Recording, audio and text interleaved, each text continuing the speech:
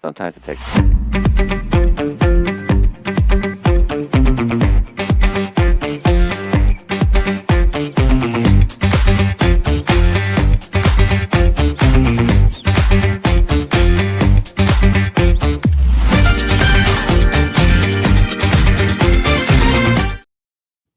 Ladies and gentlemen, boys and girls, welcome to another edition of Drive Time here on this Tuesday, October 21st.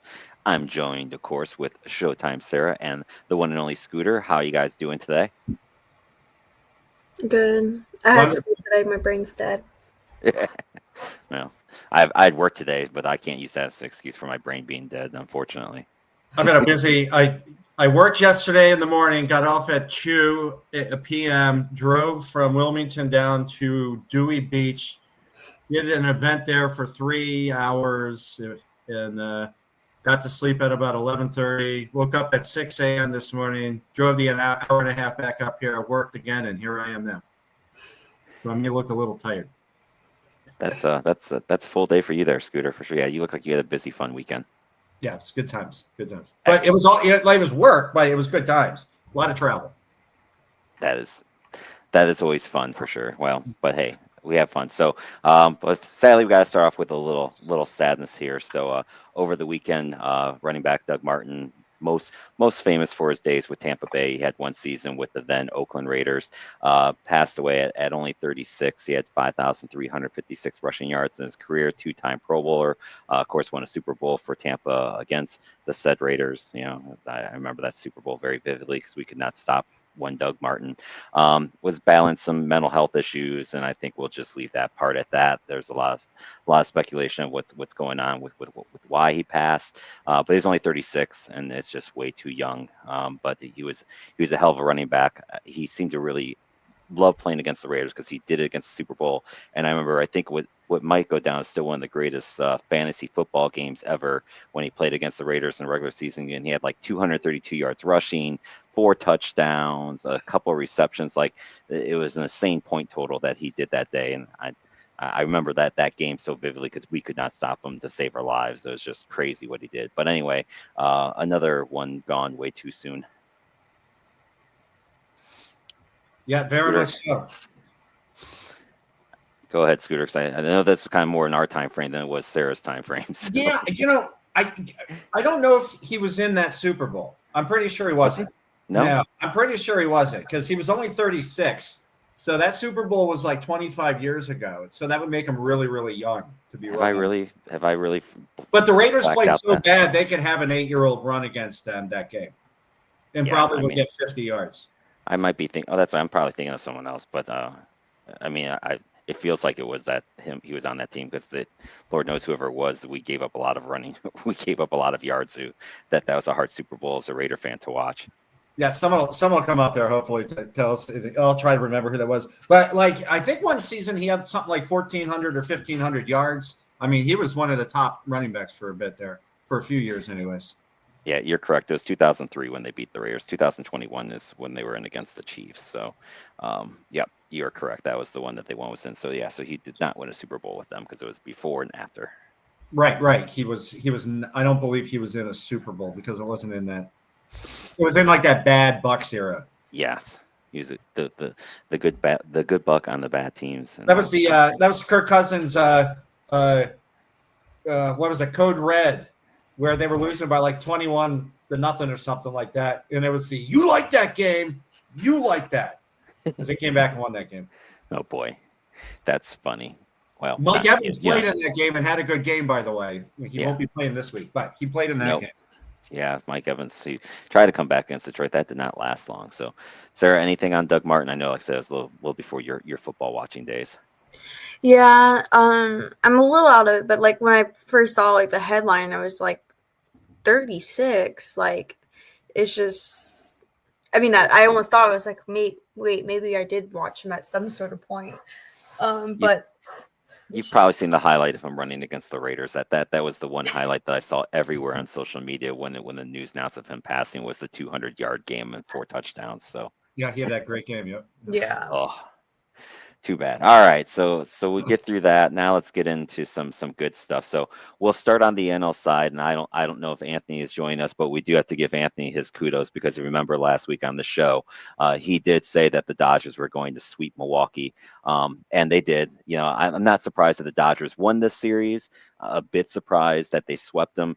Milwaukee just could not score, as you can see here in the four final scores: 2-1, 5-1, 3-1, 5-1. It's not that Milwaukee pitched terribly bad, but when you can't score more than one run, it makes it hard to win a baseball game. And of course, everyone remembers the game 4 that Ohtani had, going 3 for 3 with 3 homers. He pitched 6 innings, struck out 10.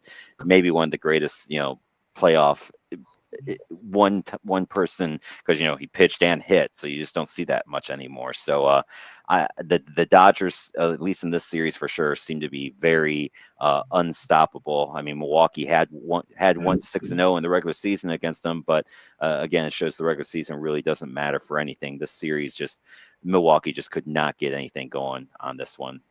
Sarah, we'll start with you because you're in the middle this time. Yeah, I mean, I said last week it would be a huge Hail Mary if Milwaukee did pull this off. So no shocker here. I guess I'm just kind of rooting for the Blue Jays to beat the Dodgers because I kind of hate repeat champions. You gotta have a different winner, Well, we'll get into some of those predictions here in a little bit. So we'll give us here 1 second on that. Here, I'm trying to do something here on this part. So Scooter, what do you got? Anything on it? I mean, the pitching was just outstanding for LA. The Milwaukee. Did they even show up hitting wise? I don't even have the stats on that. I wish I could pull that up to see what their average was and everything. But it was not. They were under 200 for the entire series. So yeah, okay. So that kind of makes sense. But I mean, geez, wow. That last game was just sick. So go Ohtani, go. He's just an unbelievable player. He is. I mean, there's just what can you say? I mean, it is what it is, right? He's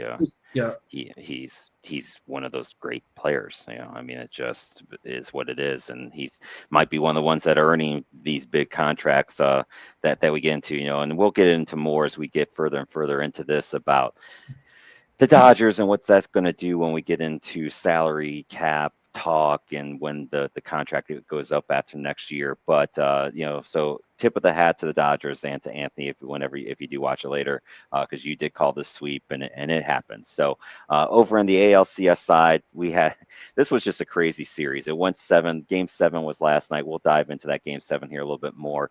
But the Blue Jays come back from 2-0 down and 3-2 down to win this series. Other than game 1, which was close 3-1, the games in the middle were just games 3, 4, 5, and 6 just really weren't competitive games in the sense of whoever got the lead seemed to kind of pull away and stretch and blow it out. But then last night's game 7 made up for all that with some high stakes drama. Seattle gets off to a 1-0 lead in the top of the first with an RBI single by Josh Naylor. Then Varsho in the bottom of the first brings in Vlad, who's just been amazing to tie up the game at 1. Then Julio Rodriguez and Cal Raleigh hit homers for Seattle. They're up 3-1 going into 7th inning. They're feeling pretty good. And then Toronto gets a couple guys on.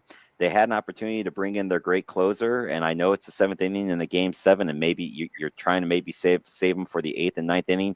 But there was the game right there. You got 2 on, 1 out. I thought they might have brought him in there. Instead, they did not. They brought in one of their other reliable relievers who had pitched pretty well in this series. He hadn't given up a run in the series.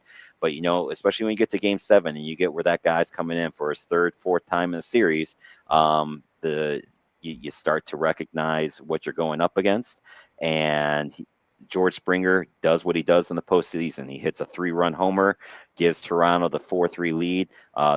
They close it out, and Toronto goes back to their first World Series since 1993. Sarah, did you see any of this game last night? No, I saw the 3-run homer highlight though. Yeah, that's crazy. Toronto was very happy for sure. Yeah. Scott, did you see it? Did you watch any of it last night? I wasn't able to watch it because I was working. I didn't watch any sports last night. And then I came home went to my parents' had to eat, and we didn't even put anything on. But I've watched the highlights and everything like that, and I watched most of those. That was like the only game I didn't watch, of course, the Game 7. But that George Springer, I mean, Vlad Jr. deserves to get the MVP award. He was just outstanding. Yeah. But Springer, I mean, going from that knee, the ball to the knee a few games ago after he hit that home run. I mean, that wasn't on purpose or anything like that. Right. But like that, I mean, the sound of that hitting his knee, it was like, oh my God. And then, then there was the booing and stuff like that, but whatever.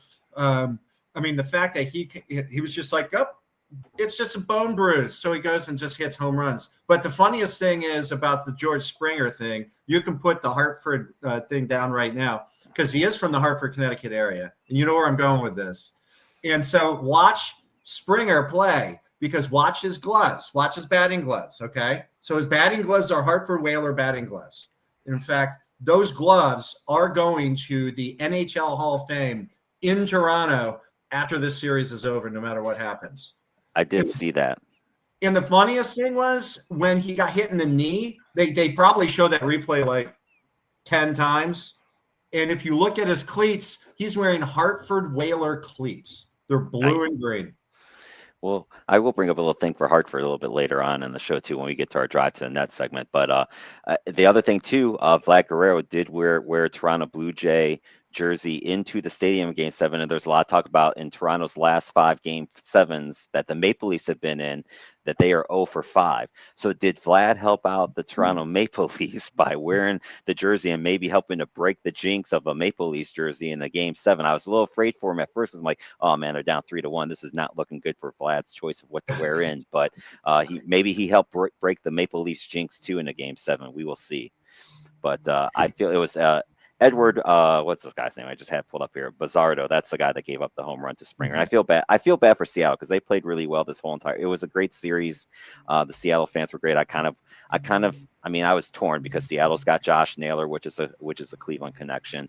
But Toronto is kind of like turned into Guardians North with Bieber and Jimenez and Clement and Miles Straw. So there's a lot of Cleveland love in this for whoever won this series for me. But watching that Seattle dugout was hard after the way that they played hard, they played well, but Toronto advances.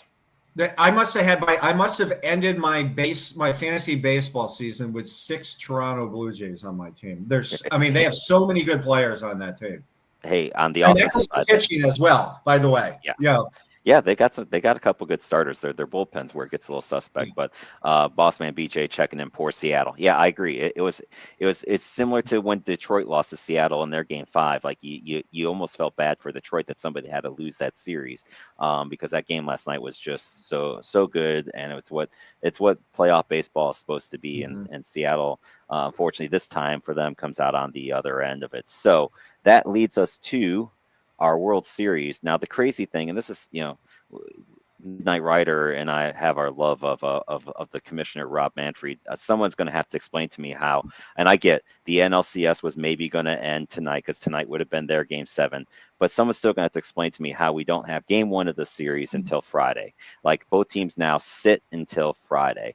And I don't get, like, I get it's TV more so probably than anything that drives all this stuff, but like, all right, like this is what's wrong. The only thing that's wrong with playoff baseball is I think sometimes these teams sit for too damn long. And that's a whole nother subject again for another day. So we have to wait now till Friday, till Game 1. So let's go into this question. And this doesn't necessarily mean that you have to give your prediction yet of who you think is going to win the World Series. But my question to you guys is this: can Toronto actually beat LA? Sarah, we'll start with you. Can Toronto beat LA? I would think so. I don't really know how to explain it, just other than the star players that they do have.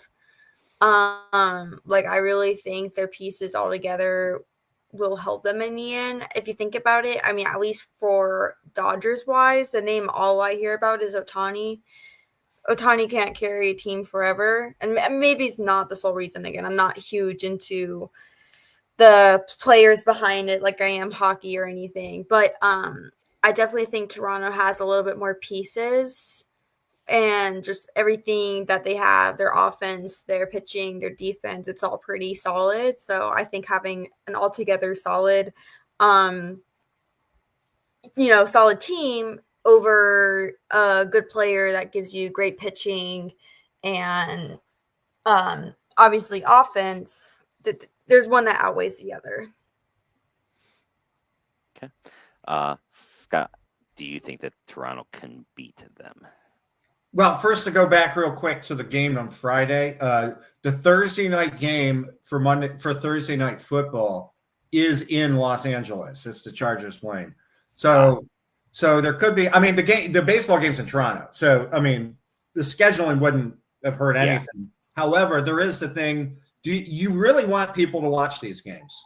It's important. So I think on Friday is a good day to have that. Not Thursday night football when it's in LA. Now, maybe if it was Thursday night football, like Cincinnati versus the Patriots, whatever. Yep. Like they probably hold it on Thursday, but this is a little different. But can Toronto beat LA? Absolutely, they can beat LA. They got to bring that hitting. They got to bring that hitting because they can't just get one run a game like the other guys did. So that's not going to work. But I do think, like Showtime, bless you, was saying. Was that Toronto does have that offense. They just have to show up. So I think they can. And Ohtani is a big deal. So the Ohtani factor is huge. Now, Ohtani is the kind of guy that can carry the team. He can. Yep. So we'll see how that works. But this is a series that could go to 7. I mean, this could be one of those Red Sox, Mets 1986 World Series, which are just classic. So I mean, Toronto, the last time they were in the World Series, they won classic. Was it Joe Carter? Hit that home run, won the series, your old Cleveland Indian guy. So, I mean, that was a hell of a series too. Dave Winfield. I mean, there are so many great Hall of Famers in that game. Yeah. So I've got the nugget for you of why Toronto can beat LA. You ready for this stat that I found?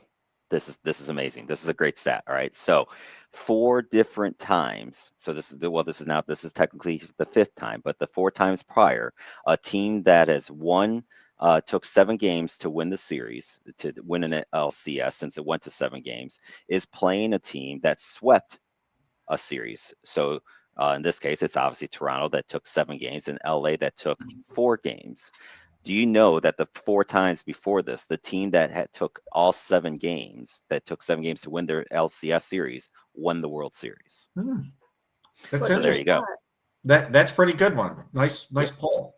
Yep. Did I write them down? I don't know if I wrote them down or not. I think it was like the last time that it happened was the Tigers got swept somebody. Then that's the year that they lost, I think, to St. Louis.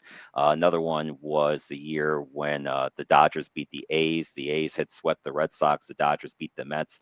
Another time was when St. Louis took 7 to beat the Mets, and then they beat somebody else. St. Louis has done it twice. But so it's just interesting that it's happened. This has happened 4 times since they went to 7, and all 4 times the team that took 7 games to win it. So that right there is why Toronto can beat LA, because it's happened before in this situation. So, was that like the 1990 World Series, the A's and the A's Dodgers? Yeah, it was like 90 or 93, I think it was, something like that. It was a while back for sure. So with that, so who do we like? Sarah, who's your prediction, and then how many games?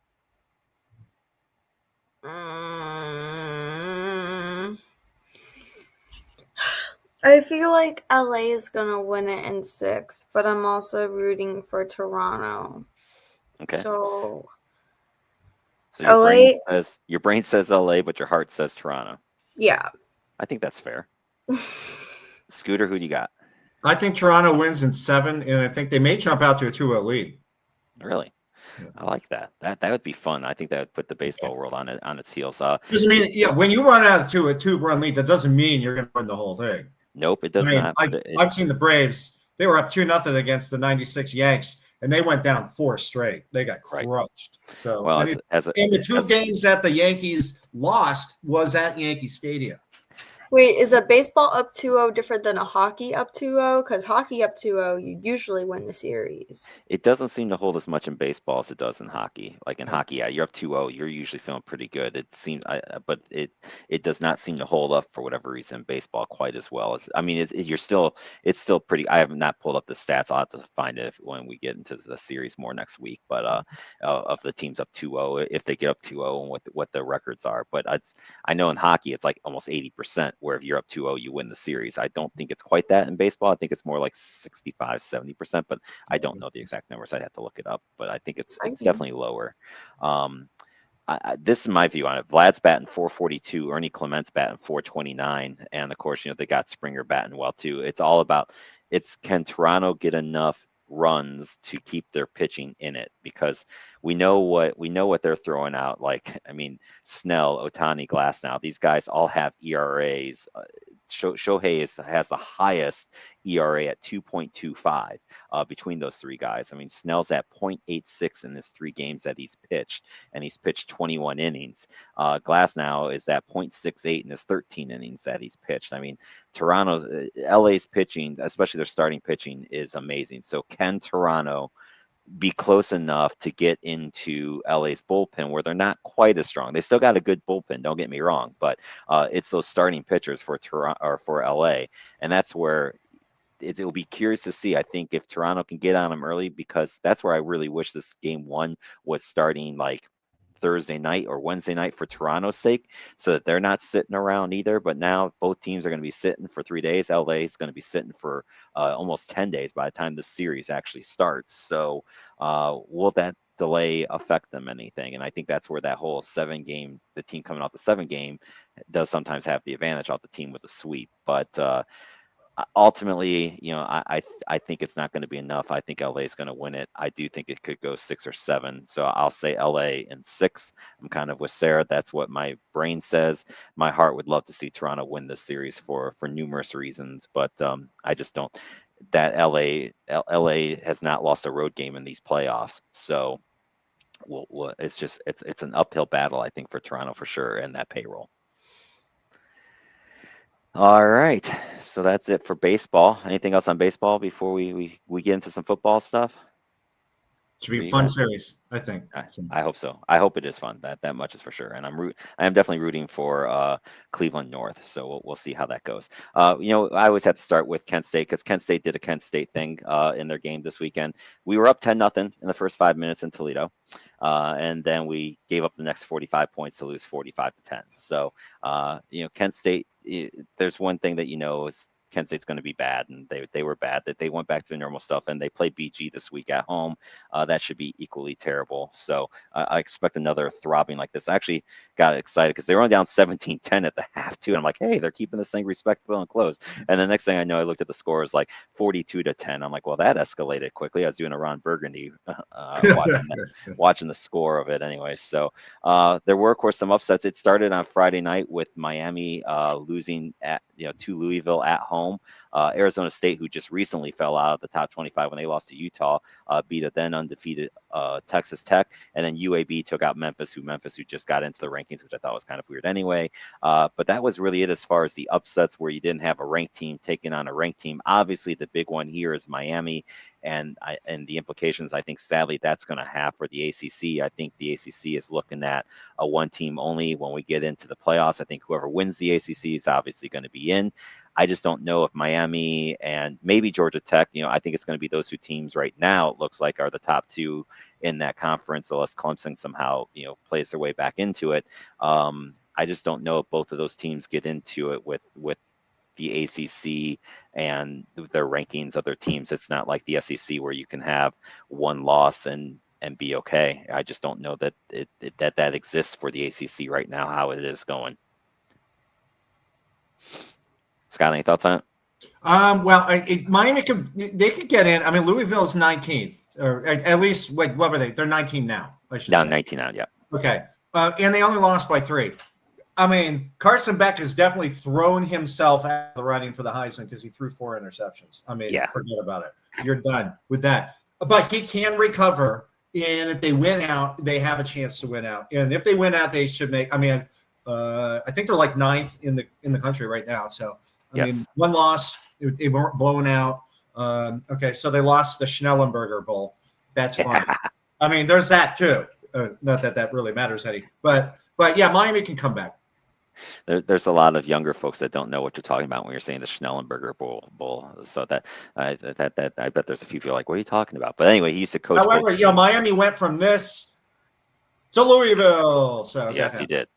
Sarah, any thoughts on any of the upsets or any of the games here, or Louisville's a big upset of Miami?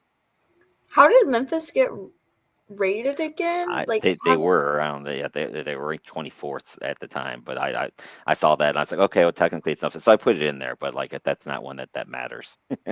No, I was like, okay, cool, it's fine. Yeah, I mean, I wouldn't be too worried about Miami yet, though. I mean, it is one of their first big losses that they've had this season. So I'm not too worried about it just yet, but definitely hurts a little. Agree. Then we had some good top 25 matchups. Georgia defeated Ole Miss. Kind of talked about the these three games, especially Georgia, Ole Miss, Alabama, Tennessee, and Vandy and LSU, and kind of was a chance for Ole Miss and Vandy both to maybe show, hey, that they belong in that top echelon of the SEC conversation. Vandy pulled it off, which I'm happy for them. I wasn't sure they'd be able to beat LSU. I'm glad they did. Alabama, man, ever since that Florida State loss, they have just been cruising, winning games after game. I'm almost tempted to say maybe Alabama is actually the number 2 team in the country right now behind Ohio State, because I think realistically it's Ohio State right now and then everybody else.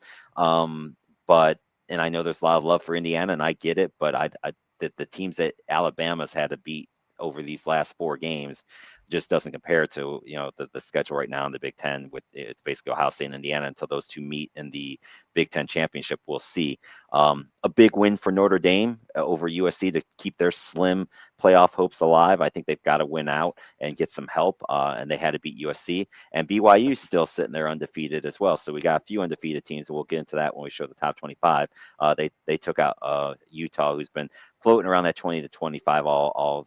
And they had just beaten Arizona State, so that got them back ranked. And now BYU made them, I think, back unranked again with their victories. So of the top 25 matchups, Scott, which one stood out to you? I mean, Alabama beating Tennessee, Vandy beating LSU. I mean, knocking LSU in the.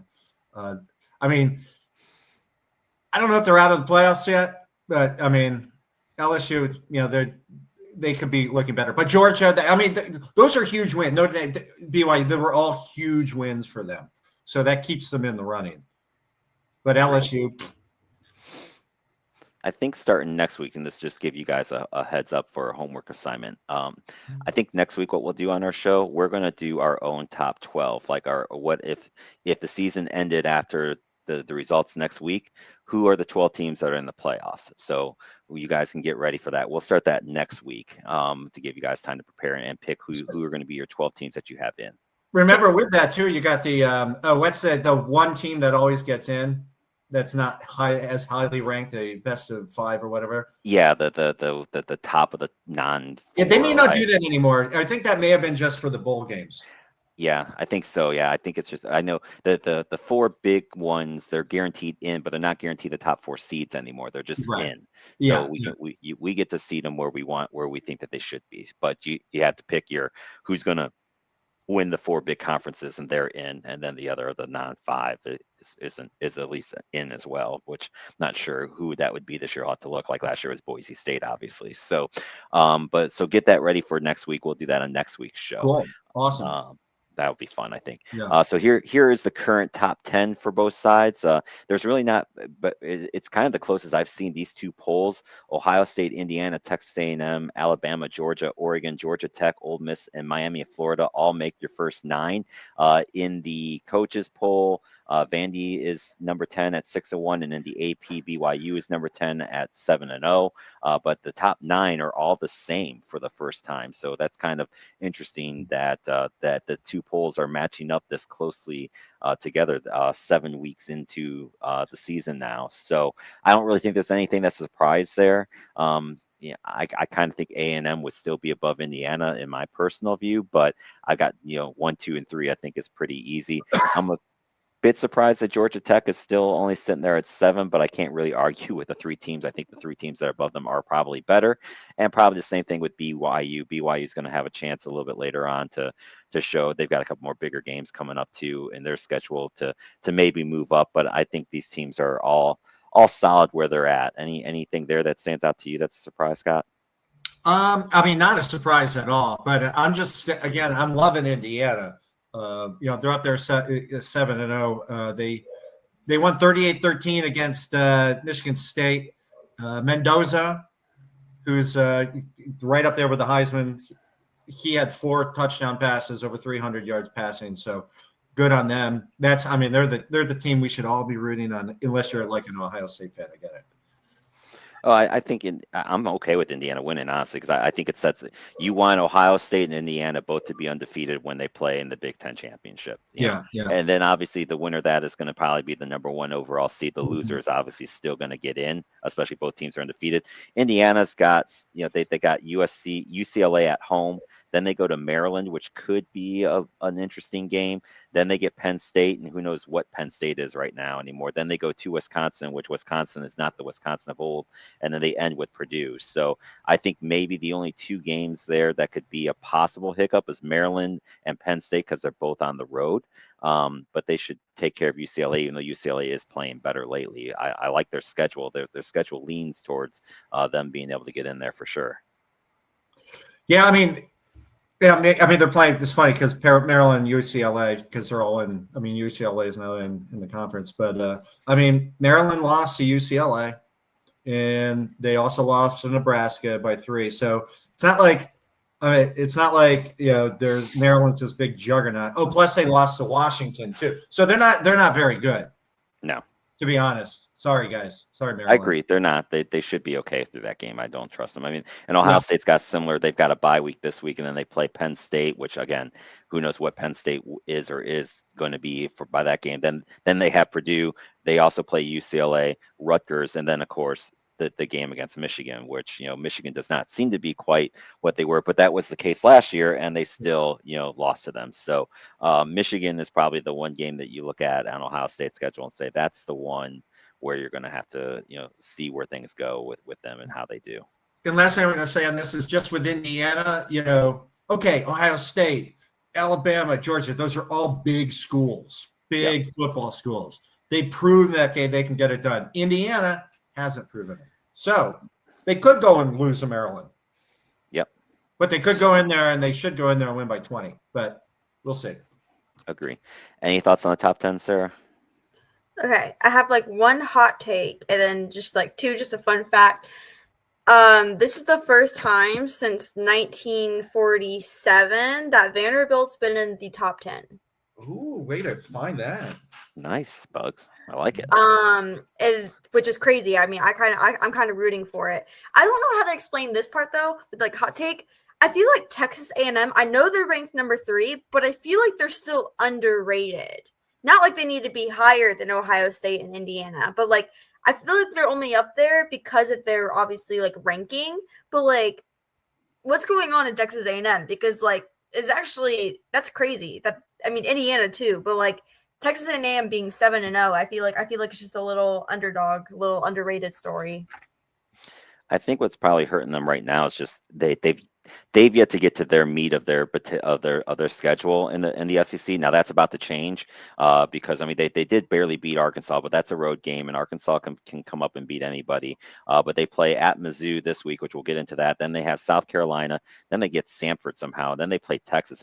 Somehow Texas A&M avoided playing Alabama, Georgia, Tennessee in their SEC schedule, which I think helps. Obviously, if they stay undefeated, they'll get the SEC championship game too. But their draw of the SEC teams that they had to play, they got pretty lucky, honestly. So we'll see how they do with Missouri and South Carolina, who, grant, they're only 3 and 4, but that's another team that can always come up and surprise somebody. And Texas A&M is a rivalry. So even though Texas, I know, has had their issues this year, we'll see how that goes. So I think that's probably why some people just don't have the love for A&M, because compared to some of these other, like Alabama's gauntlet of a schedule that they've had to go through, it's just not there for Texas A&M. So Showtime, did you say 1947? Yep. Georgia Tech was the no. champion in 1947. Nice. And look at Georgia Oh. Tech being undefeated too. So, So this is a weird week for college football. There's a lot of bye weeks this week for a lot of the top 25. There's not really these are the only matchups of where you got a top 25 team playing a top 25 team. You got Ole Miss taking on Oklahoma, so Ole Miss gets an immediate chance to get some revenge and beat an Oklahoma team. Both of those teams are 6-1. You got Mizzou taking on Vandy. Both of those teams are 6-1. And then we just talked about Texas A&M. They've got LSU. So can A&M keep rolling and beat an LSU team who just came off a tough loss themselves. So those are the only matchups this week of a top 25 teams, and they're all in the SEC, of course. So which just seems to be the case lately because the SEC is just loaded with top 25 teams. And we all know how our good friend Anthony feels about the SEC. So.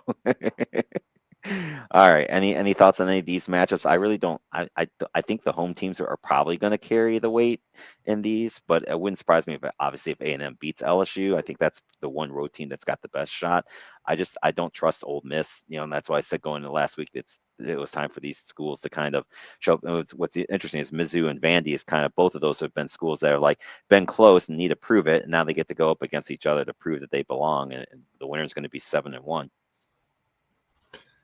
These are three good games. I like them. Texas A&M goes into LSU and beats LSU. There's been a lot of firing of coaches. Yeah. So, I mean, why wouldn't you just fire Brian Kelly? He'll at least get rid of his fake Southern accent. I know if Brian Kelly, though?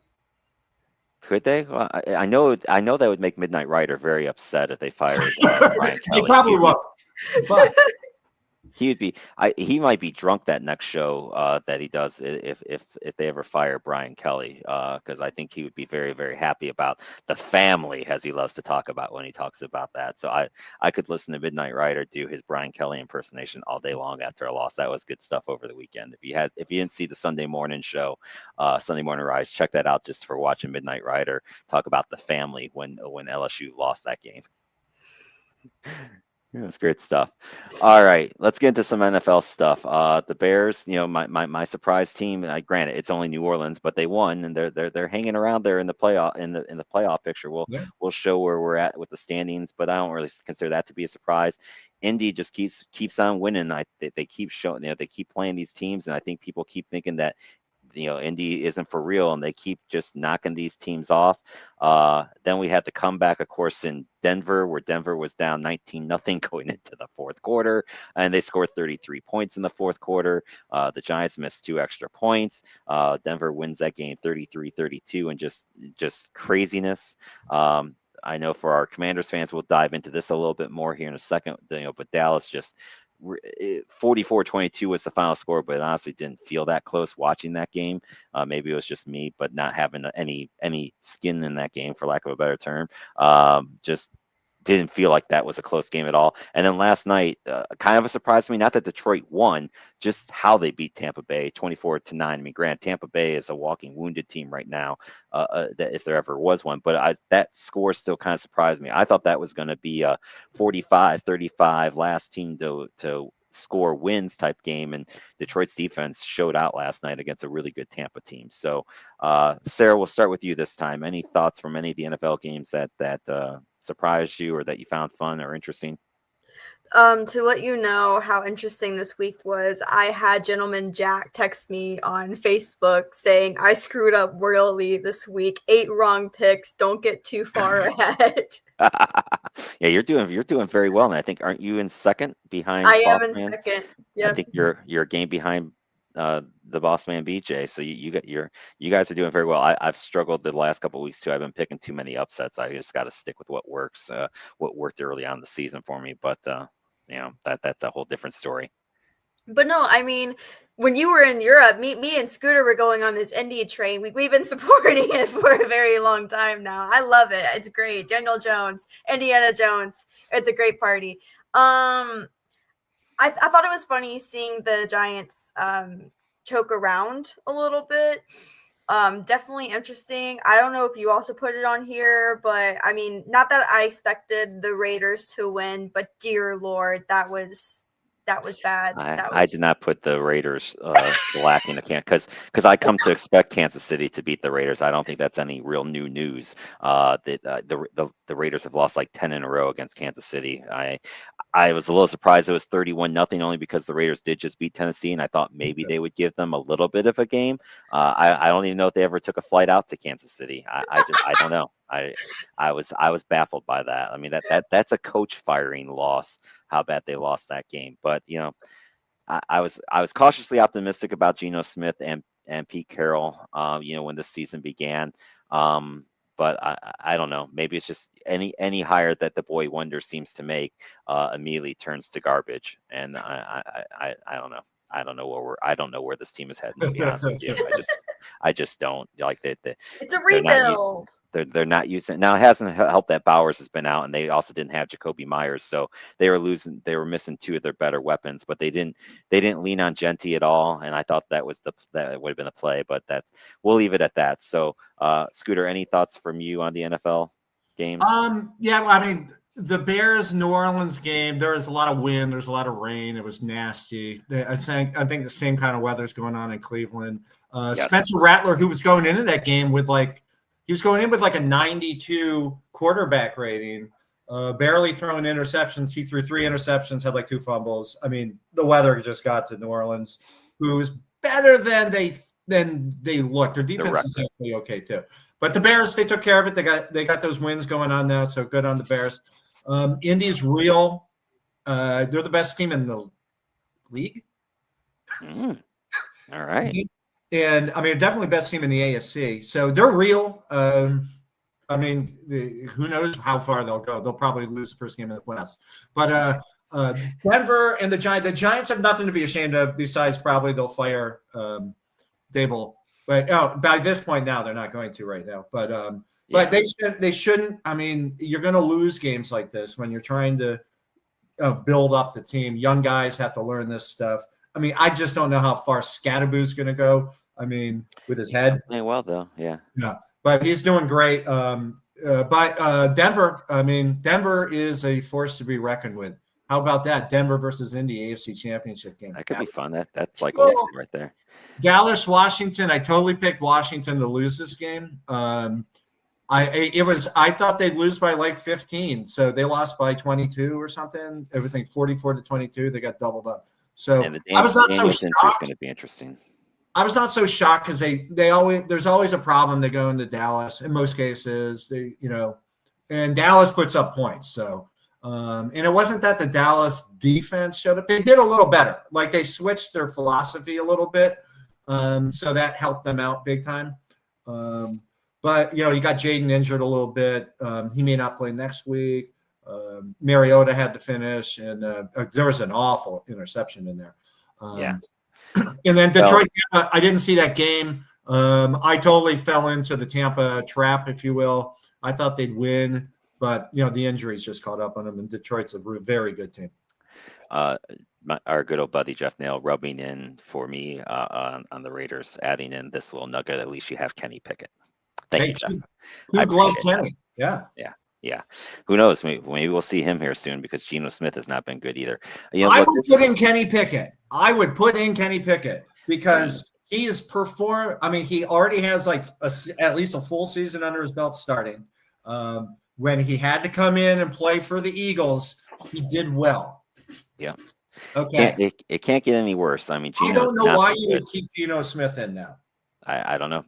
Yeah, it was not pretty at all. I'll just add this for the Washington because look, I love watching the Commanders do well for you guys because I know you guys bleed the burgundy and gold and they have not had the success lately. So I love watching them, but I had concerns about Washington this year, and I said it before game one, they're going to have to prove that they belong. And last year, I think maybe they got they took advantage of some teams catching not knowing what Washington was and maybe not getting their best game.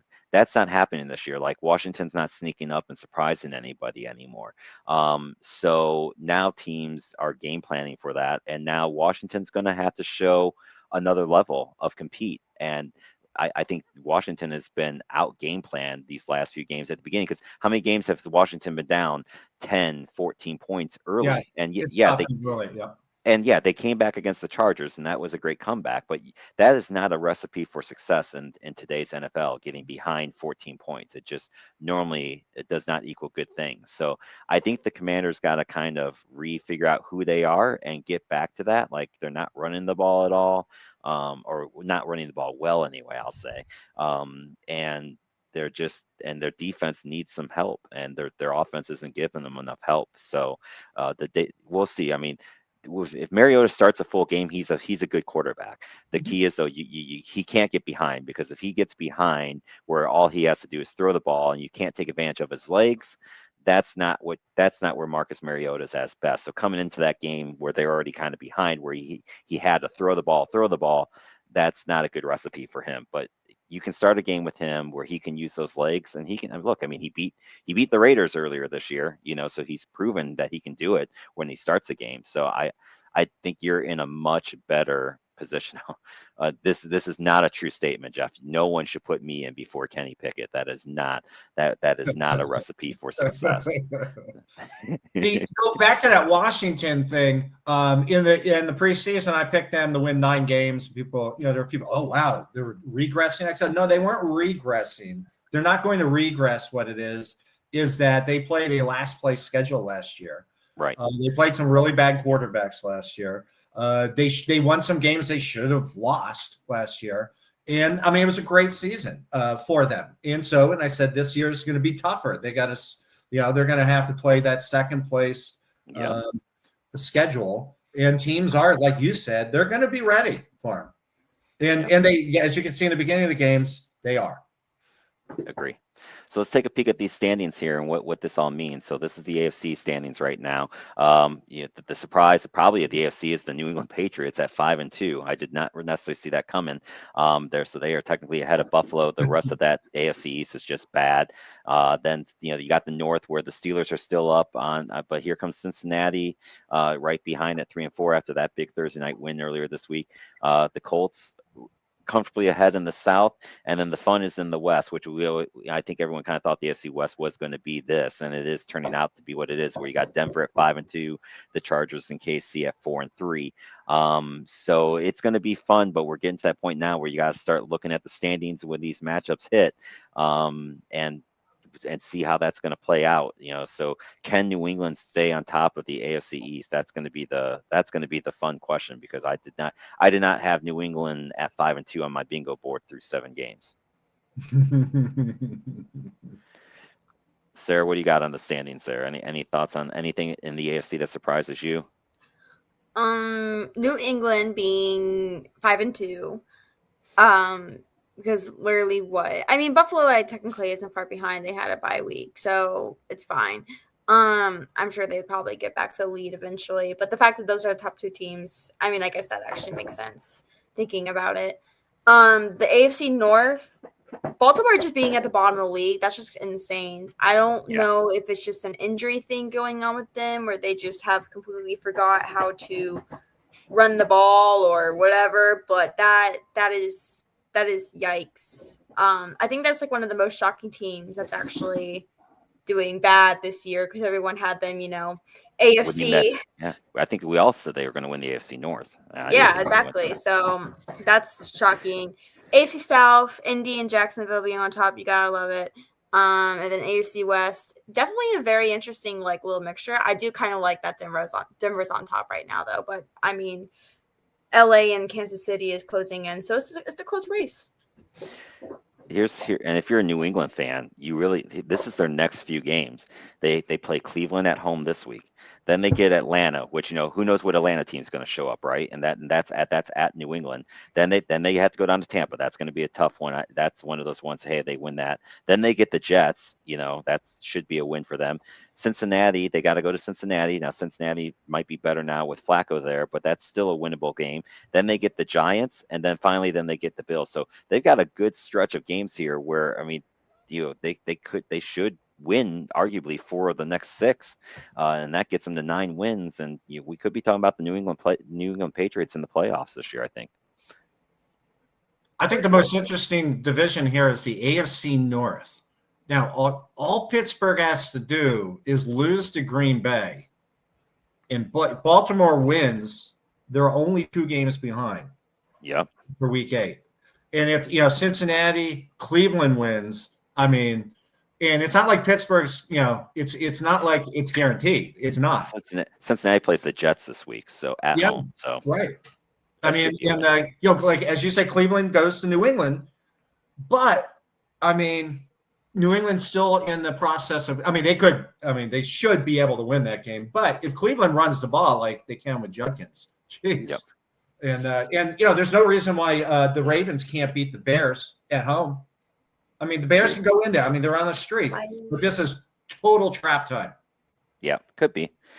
Speaking of that NFC, let's take a look at those standings. So you got Philly up top in the East pretty comfortably. I mean, Dallas is, well, with the tie, they're a game and a half back. Washington's sitting there 2 back at 3 and 4.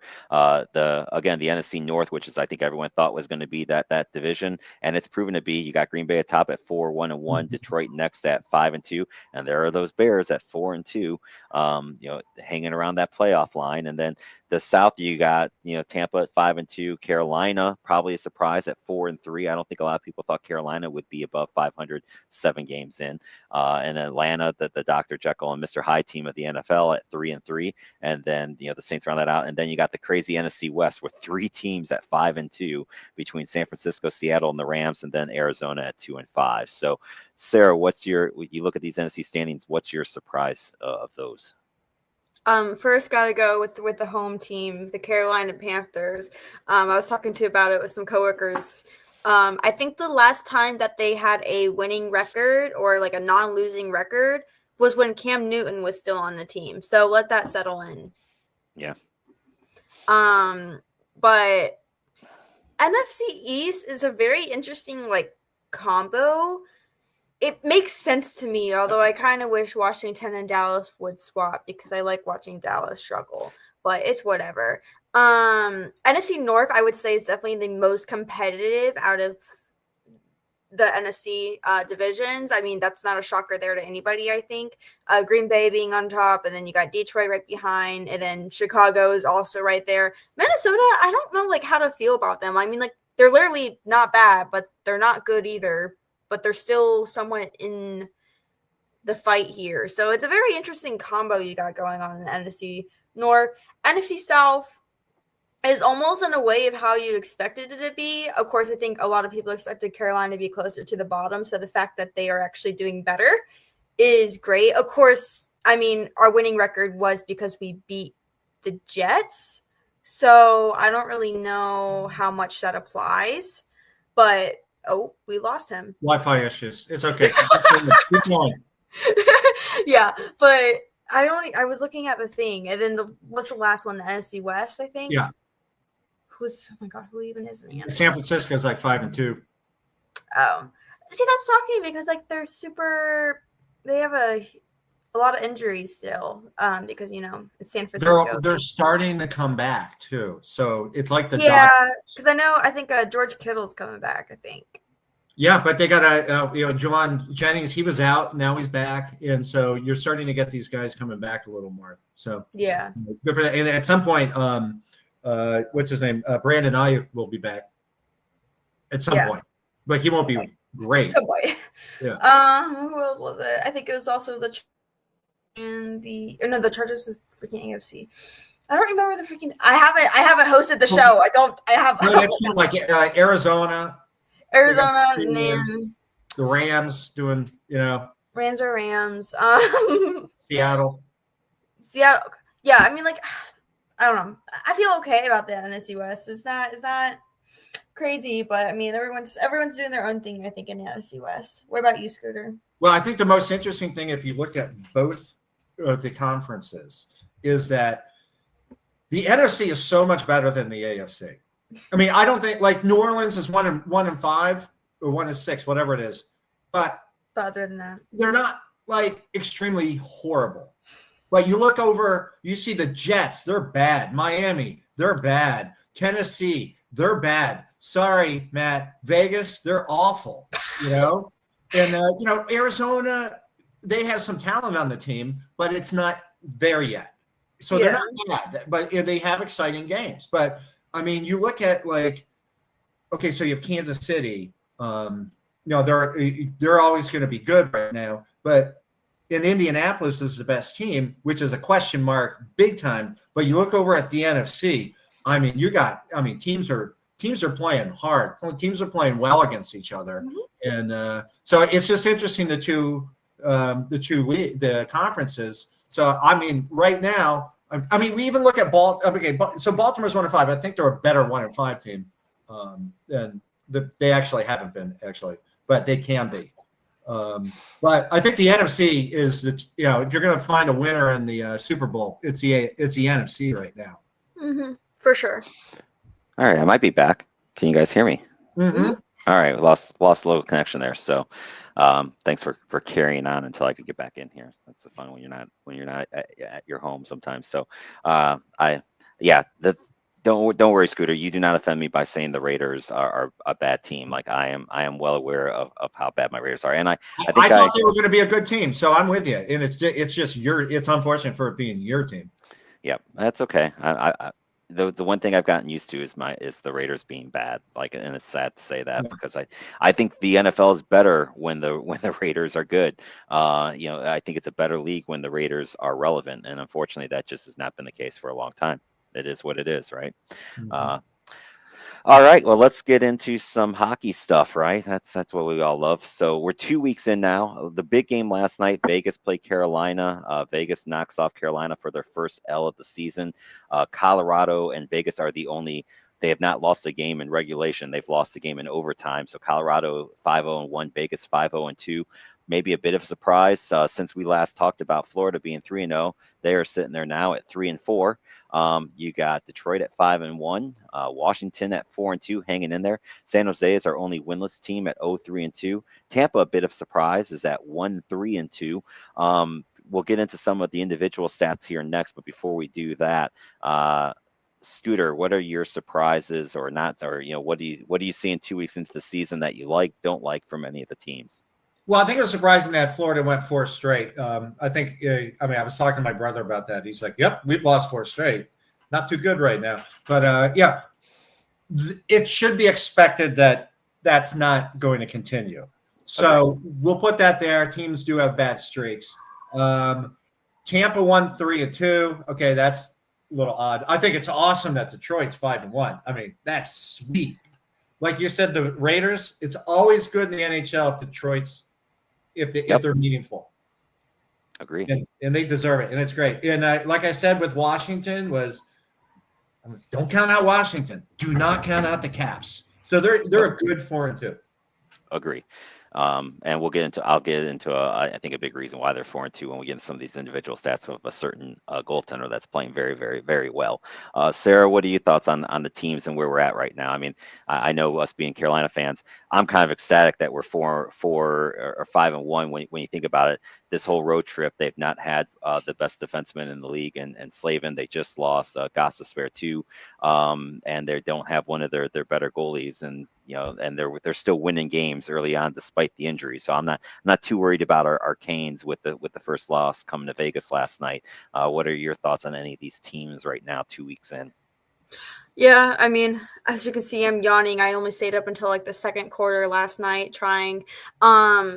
I figured it's probably good to call it night because I didn't think we'd win the game. I mean, it's whatever. You can't be sad. I mean, this is like a team. These are teams that are playing each other that know that they could possibly see each other in May or June. Like, these are teams that are going to play each other in the playoffs, like later on, and fight it all out there. So I'm not too disappointed about it. I'm glad that was kind of our first loss other than, one of the California teams, because I think that would have been a little bit more embarrassing. I will say the shocking part is Tampa being 1-3-2, because I had them like up into the Eastern Conference Final, and now I'm like, I think I need to take them out. Like, can I take that back? Like, I don't know. I will mention some others in here. I don't know if it was one of you guys or if it was Jeff or Paul or whoever. Somebody had Calgary in their playoffs. Calgary is 1-6. I did. I had them in there. Yeah, they are not off to a good start. Well, they're probably not going to make the playoffs. No, not at this point. No. I don't know what you were seeing, but the vision's not there. Other mentions: Utah is 4-2. Mm-hmm. Yeah. I did have Utah in, so I get that one. Well, yeah, you get that one. I'm not dissing anybody. I'm really confused though because I can't tell if Chicago is good or bad. Chicago's technically, I mean, if the playoffs really started today, I know it's only 7 games in, but Right. they're 3-2-2, and they have a wild card spot. Yep. They're not the worst team. They shouldn't be the worst team. That they've added talent for the last 3 years, and yeah, it's just do they have enough around Bedard, and Spencer Knight's been playing well for them in goal, so that's helpful. That they might finally have a goalie, which helps. Yeah, no. And then obviously I think another one, Pittsburgh being 4-2, because we kind of already like predicted them to not be doing great this year. But I mean, I guess it makes sense as to I mean, again, with all the additions they added with the coaching, I didn't really believe in it at first, but I guess they're making it work so far. So I'm interested to see where that goes. Chipper throws in early season surge for Chicago won't last. Too young still. Yeah, Probably. I know. I think we're all probably in agreement that's the case for them. I think they've also had a couple of easier games. It says Carolina sucks. He's just having fun with us there now, just to be with this little smiley face there. So so let's get into some of these early numbers, which are big. You know, always love watching these. I think one last thing, if I can interrupt real quick. One last thing about where we are right now in the NHL season. So we're about 8 to 9% through it. It's not a big. I mean, there's going to be good teams that aren't doing well right now. There's going to be bad teams that are doing well right now. So I mean, everything should work. Is the teams that are supposed to be at the top in the NHL usually find their way there, and the bad teams usually find themselves in the cellar. And then you have a bunch of teams trying to make those last 4 playoff spots. Yep. I agree with you, Scooter. I think that's what we'll end up seeing. We'll keep an eye on this. I mean, look, we're like you said, we're super young into the season. It's just more interesting to watch these ebbs and flows as they happen live, which we get to talk about them every week, which is fun for us. So, speaking of ebbs and flows, it's we talk about Vegas, and they are off to a fast start, and the reason why Jack Eichel, Mark Stone, both leading the league with 16 points and 13 points. So Eichel leads the league right now at 16 points, finding a little bit of fountain of youth for him. Stone right behind him with 13. We talk about the upstart for the Detroit Red Wings. A lot of that's Dylan Larkin, who has 11 points. William Nylander for Toronto has 11 points. As far as for goals go, you got Mark Sheffley with Winnipeg, Shane Pinto with Ottawa, and Pavel Duvarev for Vegas that all have 7 goals each. And then we have, hold on, did we lose her? Hold on, yep, we lost her. Got to add her back in here. Man, we're all just having our fun here. All right, she's coming back in. And then McKinnon and for Colorado and Eichel have 6 goals right behind. So 5 guys have 7 and 6 goals each. So it's kind of fun. Scott, we'll start with you this time. Oh yeah, sure. What about the players and anyone? Yeah, any of those players or any other player that you want to throw some stats out there for? Go for it. Well, no, I just like Eichel. I think that's really good. He had the tough time in Buffalo for those years, and gosh, I mean, they are getting a little older now. So no, it's just I think you're seeing a lot like McKinnon. So you're seeing some of these guys that have some age, but you're also seeing some kind of younger fellas stepping in and saying, I'm going to score. Okay, so now, I mean, you don't have the Ovechkin scoring a lot of goals. He has a goal. That's fine. Like you have Dylan Strome for the Caps. That's good. He's got several goals. So he does. He's been playing well. So he's the best player on that team right now. So I think we're seeing kind of a change of the scenery a little bit. I mean, you're still going to get your Connor McDavid's. He's going to have like 52 goals or something crazy. But you're going to see these other guys. Shifley's always good.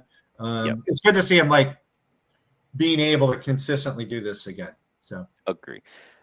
Sarah, any thoughts on any of the position players or anyone that catches your eye?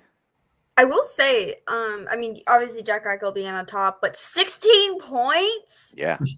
In 7 what games. What drugs are they taking? That line has been phenomenal. That Eichel, Stone, and Dorvarev line has been, and that's their PP1, and their PP has been very, very good. So unlike the Canes, who do not have a good power play right now, in net, I know this is going to shock no one. Igor Shesterkin leading in goals against and save percentage. He's at 1.13 for the Rangers. The funny thing is, though, the Rangers still aren't. They're right at 500 because they've been shut out 3 times themselves this year. So they are not they're struggling to score goals, but they don't need a lot to win games because Sturgeon's been lights out with a 957 save percentage. Wedgwood in Colorado a 1.48. He's why Colorado is 5-0-1. We talked about your Caps doing well. A big reason behind that is Logan Thompson. He's got a nice 1.76 goals against average for the Caps. So the Caps haven't had to score a lot of goals to win games, and that's always a good position to be in when you don't need to score a lot to win games. Hallelujah. That's right. Yep. And any goalies out there, Sarah, that are catching your eye or anything? I mean, obviously got to give credit to our backup goalie, Brandon Wissey. He had a great debut against Anaheim, and he also, it was a little bit more risky game against LA. Yeah, it was a little bit more risky, but we got away with the win, and that's all that matters. But if you told me that our third string goalie would technically be 2-0 right now, I'd probably call you crazy.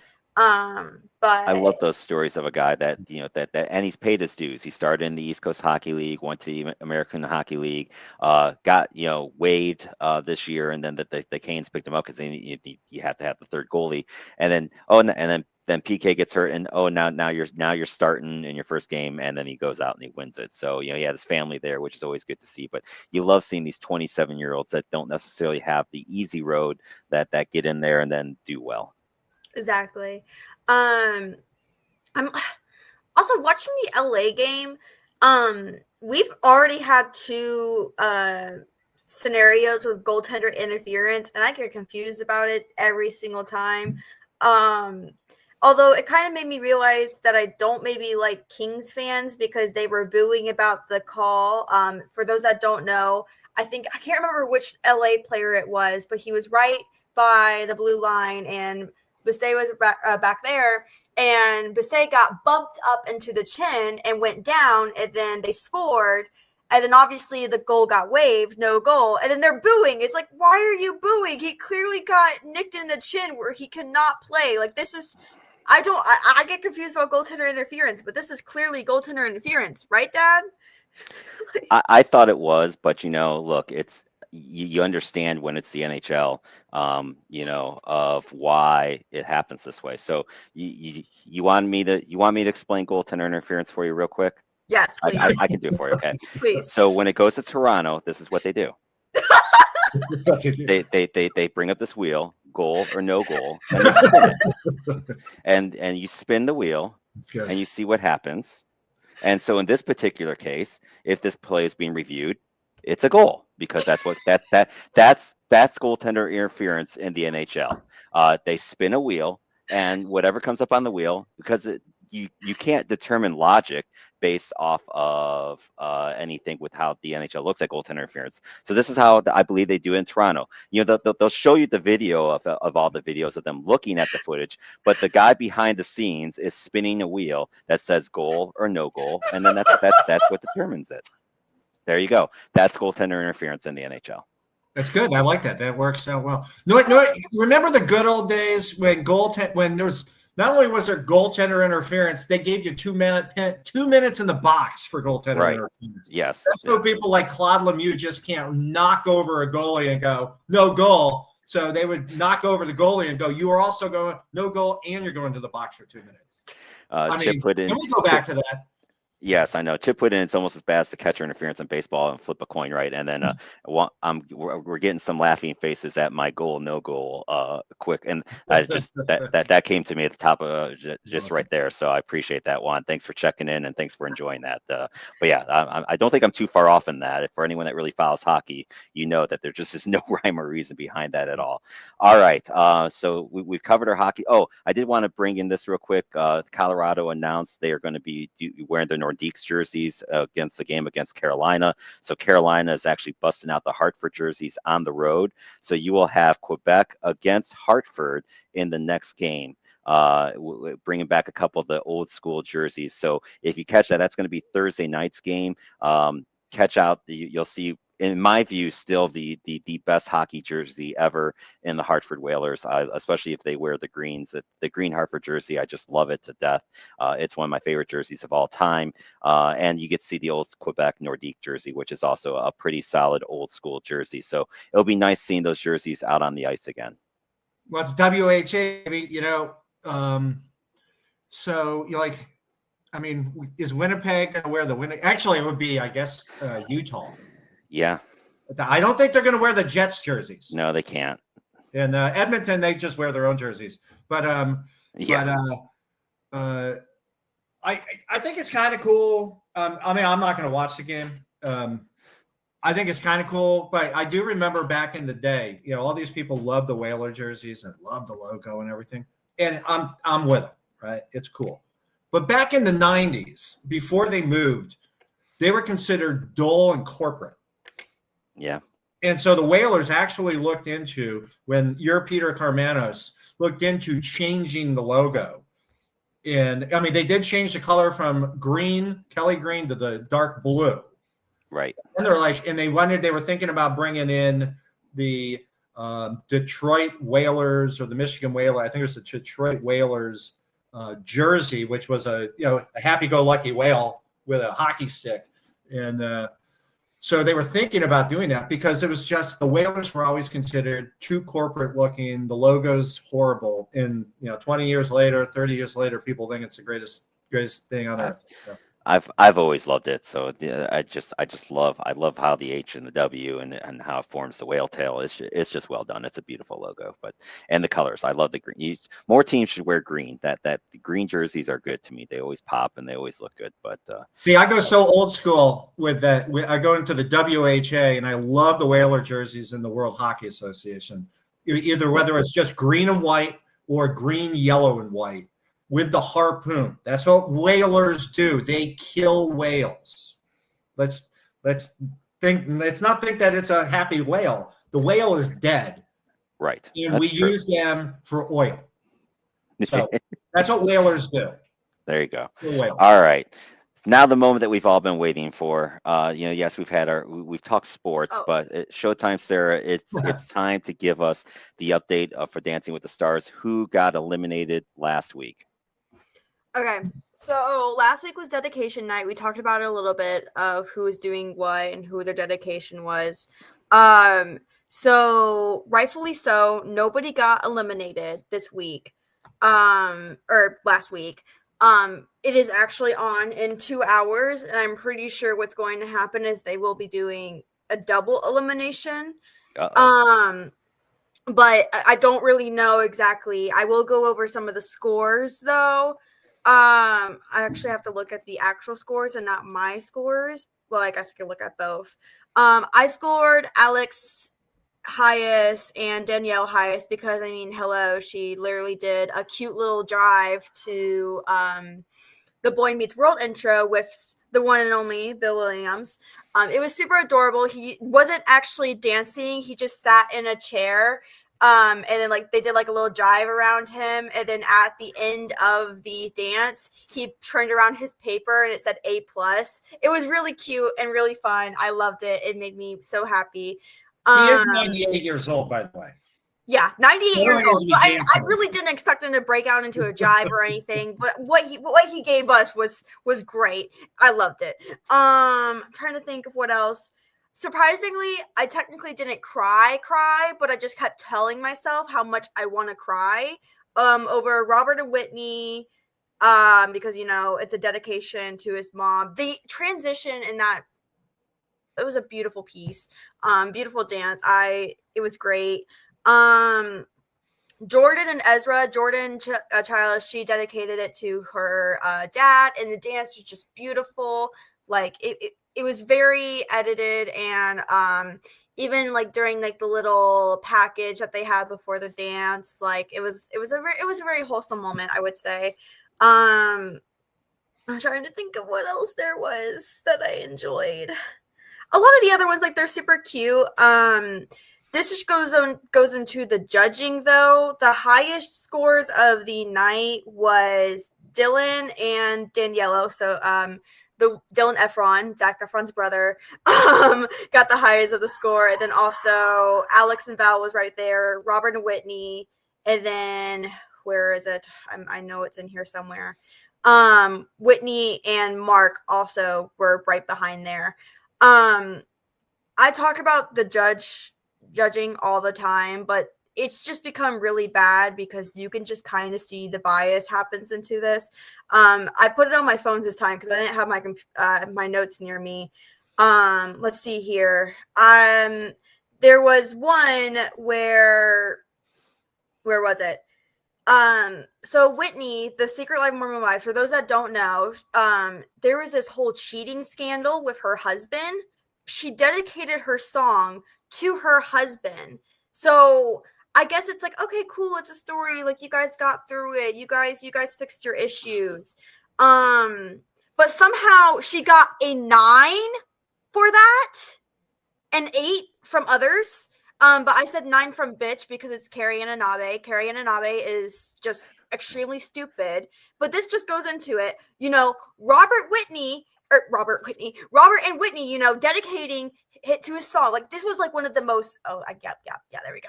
I mean, you said bitch, but I think technically that still means that you hate her. So I'm counting that as a hate. Yeah, definitely. Checks out. It checks out. Robert Irwin, this is like one of the most saddest songs of the night.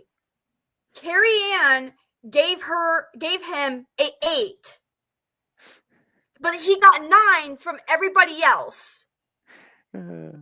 She gave him an 8, but she gave the one who was talking about her cheating husband, who was on Grindr, by the way, a 9. Does that click in anybody's head?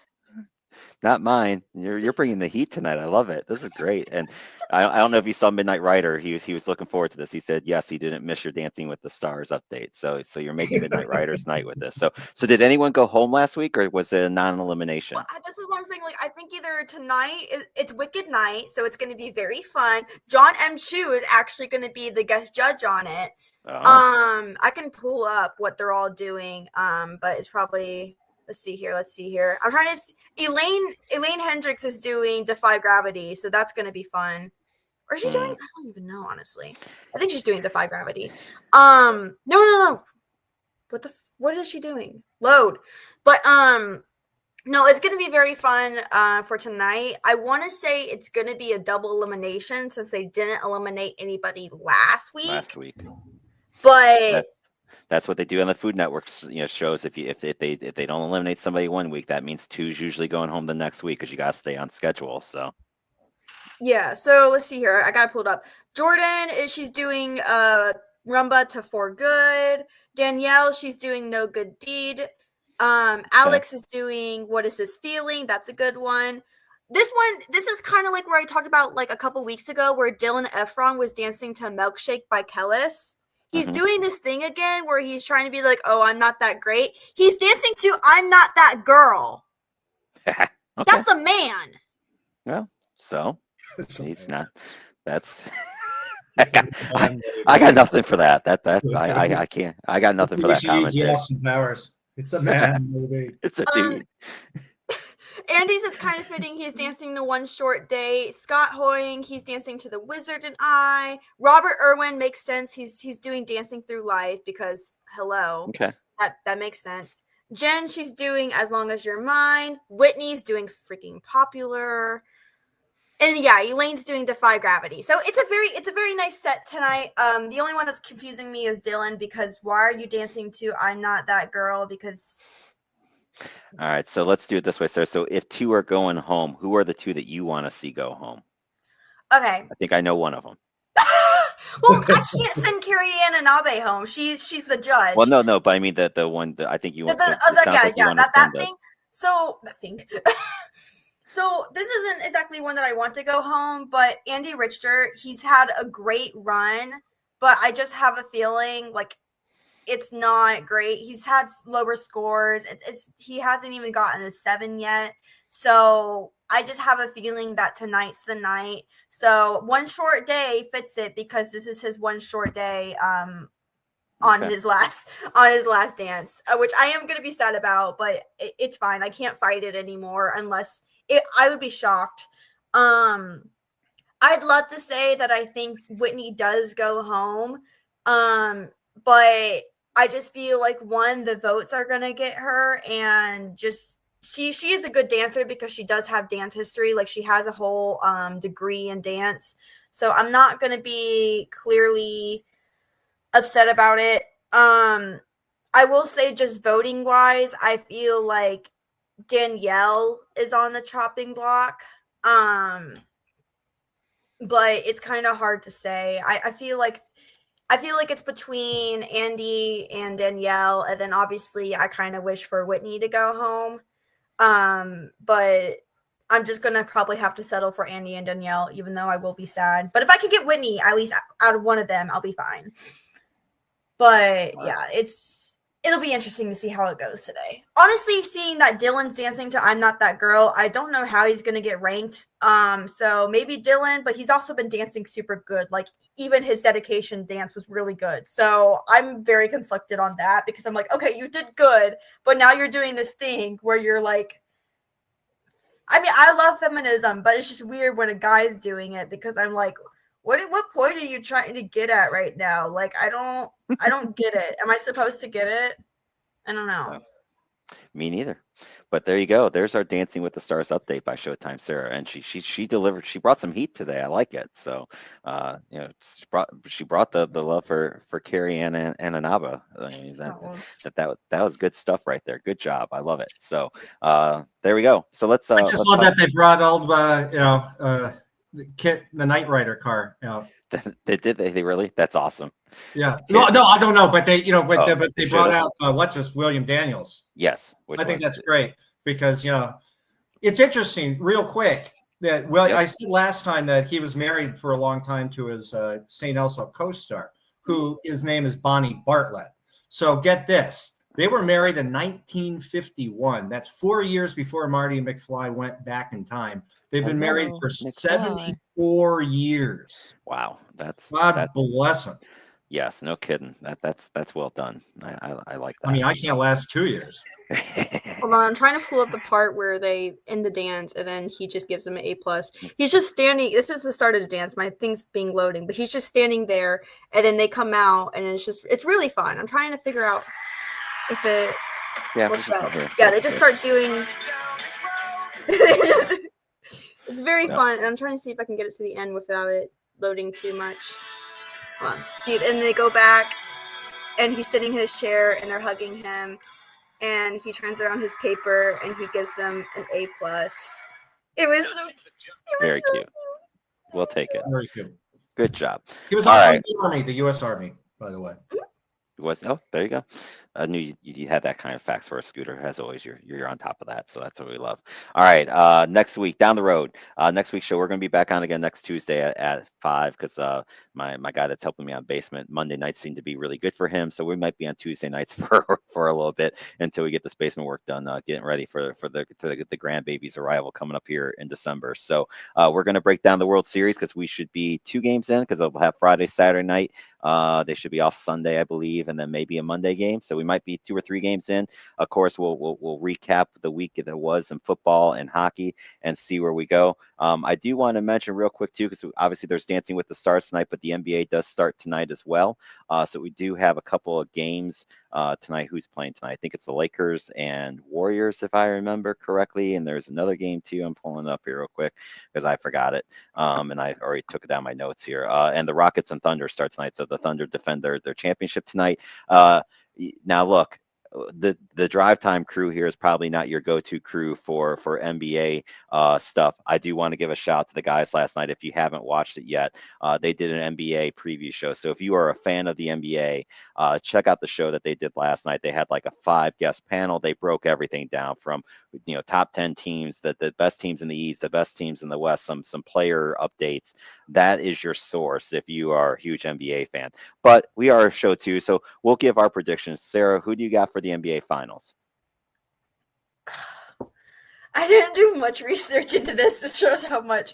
I want to say, I don't know how the divisions work, but Houston Rockets. Okay. And then, oh my God, what was the other one? What was the other one that I had in mind? The Nuggets. Nuggets. Well, they are both in the Western Conference, so they could meet in the NBA Western Conference Finals.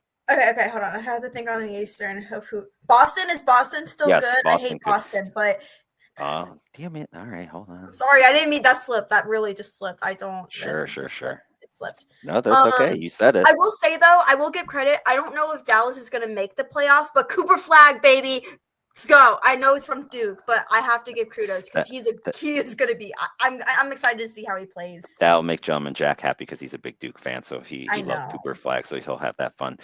Scott, who do you got? After this, I'm going to say one thing that I'll add to my Hartford thing. No! But when we go to the end after this, but I expect to see, just like the NHL, it's going to be Oklahoma City and it's going to be Indiana, and I think Indiana is going to pull this one out as opposed to the Florida Panthers. A rematch? Yeah. I'm already giving you credit since you said it's coming, so I'll give you the credit for it. So change the topic, distract him. I like the rematch idea. Look, I'll root for Cleveland because the Cavs did well last year. I'd like to see them get over that hump and get into the finals. I think OKC, though, is just going to be too much. I think OKC repeats. I'll say that it's going to be against Cleveland for fun, but we'll see how this goes. Anthony finally checking in. Anthony saying hi to Sarah from your Showtime and saying hi to us. Anthony, if you get a chance, go back to the beginning of the show. We gave you your props for predicting the LA Dodgers sweep of the Milwaukee Brewers. So that was at the beginning of the show when we did our baseball segment. So check that out. We gave you your love for sure for predicting that. He's got here. I don't think the Pacers make it to the finals again. I think it was a fluke last year, Scooter. I'm sorry, so I don't think it's a rematch. So that's okay. I kind of like the Indiana story. I'd love to see him do it, but being a Cavs fan, I wouldn't mind that too. Then he went off on some hockey stuff. I'm not sure if I should believe this, but I'm seeing reports that Bill Zito might trade for Marco Casper, so the Panthers can compensate for losing Barkov, possible for regular season and playoffs. I think there's Bills that they got cap space to play with. I think Bill Zito can go out and get whatever player he wants that he thinks fits their system. I've heard a lot of Malkin talk, which wouldn't still surprise me in one sense because I think Malkin would waive his no trade clause to go there. But Pittsburgh's starting off well. They're 4-2. So Pittsburgh's hot start doesn't necessarily play out to that. I trust Bill Zito to make whatever deal he thinks he can make to make the Florida Panthers better.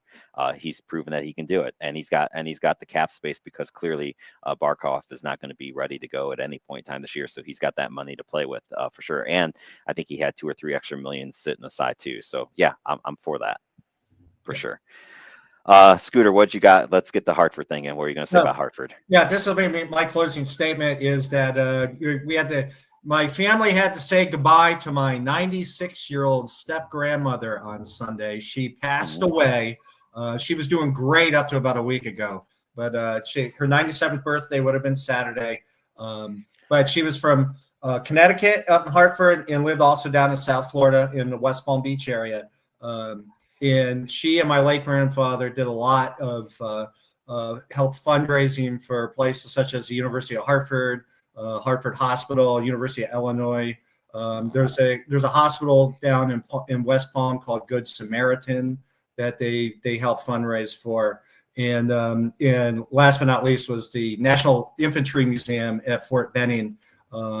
So just love you, Grandma Helen. We'll see you in about 50 years. Yeah, that's well done, Scott. That's an amazing woman. So sorry to hear. Yeah. Sorry for your family's loss. So, Sarah, you got anything else on anything? I can't even be mad at him for getting the counter up. That was. No, I was trying to be mad at you. No, then he pulls that one off on Yeah. One more comment from Anthony. I don't think either. I agree with you on Crosby for sure, Anthony. Crosby's not leaving Pittsburgh ever. Crosby can't leave Pittsburgh, just like Ovechkin can never leave Washington unless he goes to Russia to play. But neither one of those two will play for anyone else. Malkin's a different story. I think Malkin could leave because he's talked about it, and there's been, now look, who knows who the reports are coming from, but supposedly there's a report out there because he does have a no trade clause, but the only team that he'd be willing on waiving it for, you said, is Florida because they win. So we'll see if that ends up. Now again, that could just be I don't believe much that you hear out there this time of year. It's still a little early for that, but we'll see. But the bottom line is this: that Bill Zito can go and make whatever move he wants for sure. Anthony, do you want Andrei Svechnikov? He's a great player. Yeah, we'll see what happens with Svech. I'm still holding out hope that he comes up. So, all right, we're at an hour and a half. I think that's enough rambling. Sarah, you got anything else that you want to throw in there for tonight? No. No. All right then. Well, as I end every show with, make sure you tell hug your loved ones, tell them that you love them, because tomorrow's not guaranteed. We see that more and more with some of these rest in peace news is that we have to give out. So make sure you do that. Make sure you tell everyone that you love them. And we will see you guys all next week, hopefully. And don't forget to check out tonight. It is Tuesday night. The Tuesday night flight is coming up here. I think they're going to be starting around 8 o'clock tonight. So about 90 minutes, you'll have another show. Tomorrow night, the Gentleman Jack will be out in the passenger seat.